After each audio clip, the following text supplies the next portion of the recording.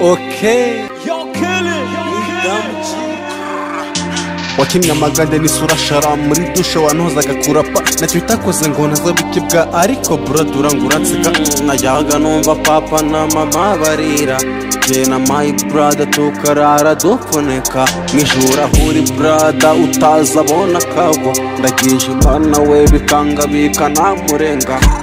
nabambwa nka Yesu kazuka njya nirinda urupfu no gusaza ntiwari kuzafungirwa ganja wari umaze kuba umwana mwiza nusa nzuziri ku mukanda mu yindi sinzaguha umuganda ndasenga sindi mujahidina genda wari umugabo nusa nzuziri ku mukanda mu yindi sinzaguha umuganda ndasenga sindi mujahidina genda wari umugabo n'ubisisi sawa kukubura ntitwabimenyera amplitude nubwo nasahuri murataba basi tuzahure n'ubisisi sawa kukubura ntitwabimenyera amplitude nubwo nasahuri murataba basi tuzahure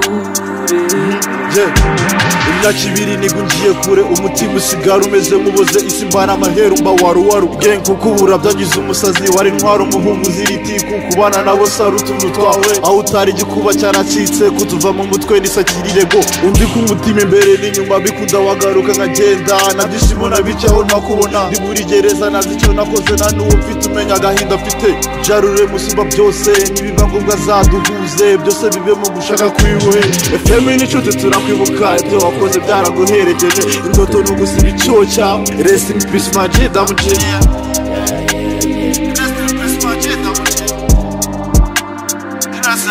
n'ubisisi sawa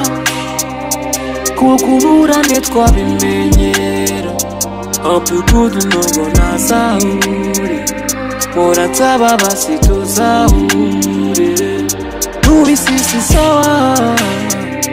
kukubura ntitwabimenyera amplitude nubwo nasahuri murataba basi tuzahure turi kumwe muvandimwe nubwo wahinduriwe isi ukimara kunsiga ku isi nibwo ntaye ku gasi bro koko nzabivuga mu ndirimbo mu mivugo ntuzibagirana bro